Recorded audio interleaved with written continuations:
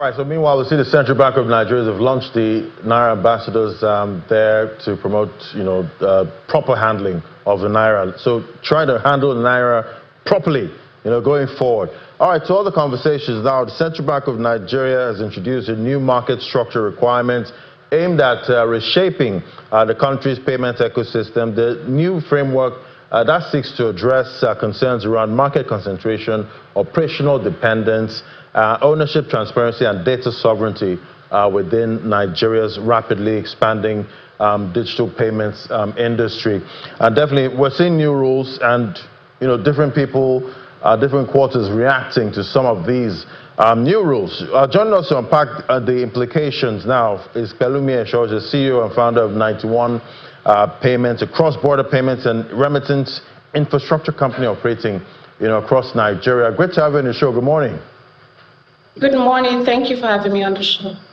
So definitely, we know the CBN has been quite busy, yes, especially in the first half of 2026 and in most parts of 2025. Yes. The recent reforms now, the CBN says these reforms are aimed at reducing concentration risk, and improving resilience in the payments ecosystem. From your perspective, what problem is the regulator trying to solve? And is this approach the right way? Okay, thank you for having me on the show this morning. So yes, I believe this approach is right. To put things in perspective, Nigeria is #1 in Africa when it comes to instant payment. In 2025 alone, we processed 1.2 quadrillion naira in transactions. That's about a 70% growth from what we processed in 2023. And the projection is that we are going to grow at 22% and above. With that kind of exponential growth, the expectation is that regulation is also tightened and there's a better oversight over the transactions that are executed within the ecosystem. And to also improve consumer confidence, Nigeria has a population of over 240 million. To be able to safeguard the financial ecosystem, it is important that regulation is tightened and oversight is improved as well. All right, so the core thesis, we see some have argued for these rules, while well-intentioned, they say it could create settlement bottlenecks. Explain to our viewers now, how could measures designed to improve competition end up complicating, cross-border capital flows, into Nigeria? Yeah. My view is that this is actually positive. It's a positive signal to the global institutions and would rather improve capital inflow into the country rather than reduce it. If you remember, Nigeria was removed from the FATF list in October 2025 after being placed in 2023-2024 because we were deemed as not being compliant with anti-money laundering rules.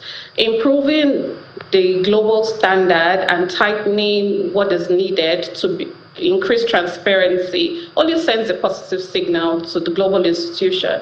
And the implication of a positive signal when they feel that they are able to easily assess what's our data, the implication is they are then able to bring in more capital inflows into the country. So it's positive rather than negative. All right, so definitely positive for you and maybe some other players, in Nigeria here. But looking at the global investor sentiment, how do you think international investors, because they typically value predictability and ease of settlement, do you think they'll be on board also with some of these new rules? Yes, absolutely. Like I mentioned earlier, clarity of data, as you know, with the memo, the CBN has mentioned that data is imported from whatever global or foreign global infrastructure people use to become local. That means the CBN is able to have better oversight over the data of transactions for Nigerians. It means whenever there's an investigation by global institutions, there's easy access to data through the CBN or through the right channels. And it's a positive sentiment overall to the market. All right, so looking at where we are now when it comes to financial inclusion, definitely we've been trying to, bridge that gap, for the longest time, also trying to, get the rural areas, included. Have you seen any improvement so far, when it comes to, getting, the rural parts of, the society actually included when it comes to financial services? Are they getting the service they deserve so far? Absolutely. Let me use a simple example. If you think to 5 years back, if you're buying fruit from a local vendor on the road, you probably have to have cash. But now, with the innovation of different payment methods, WhatsApp payment methods, QR ways to make payments, we see that the everyday man on the streets is using the POS, is using the e-payment system. When I think back to before pre-COVID, financial inclusion was about 20%. Now that has tripled to above 60%. It means that even if initially the journey to using cashless system or e-payments wasn't easy, it means that it's now easier for people on the everyday man on the road to be able to use e-payment systems. So, I mean, you would agree with me that financial inclusion is better with the innovation of simpler products that make payments as simple as ABC.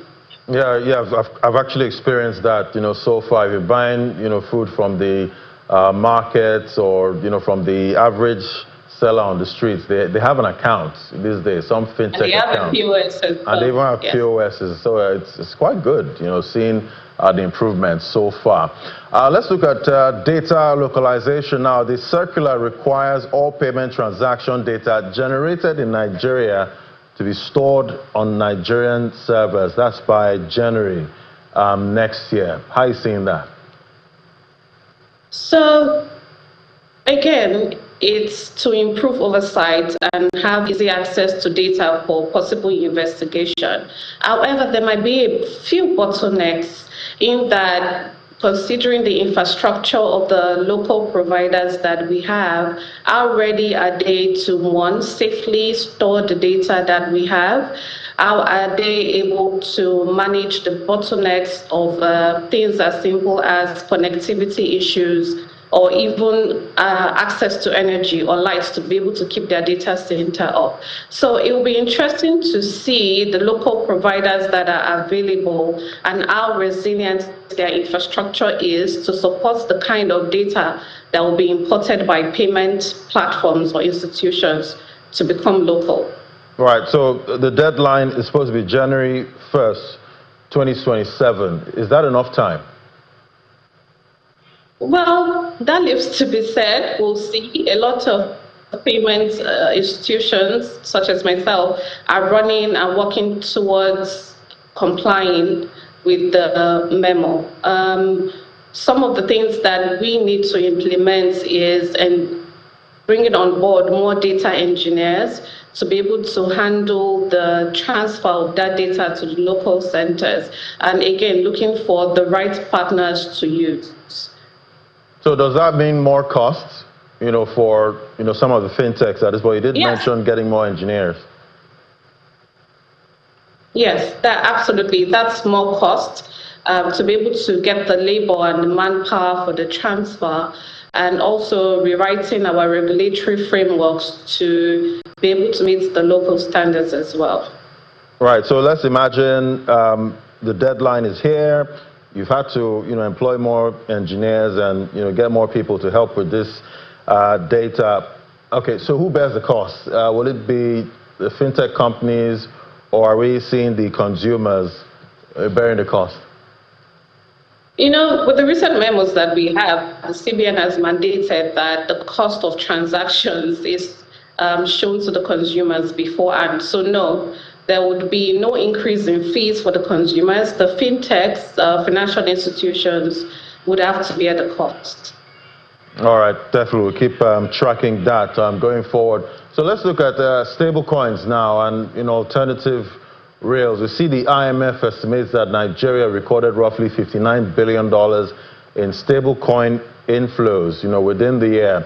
is there a risk that additional friction, within traditional payment rails could accelerate the migration towards stable coins or other, alternative settlement mechanisms? Because, we've heard some quarters say they see bottlenecks, when it comes to, some of these new rules. So it's no surprise that we have processed that much in transactions. We are the giant of Africa, and Nigeria owns 60% of sub-Saharan Africa transactions when it comes to stable payment.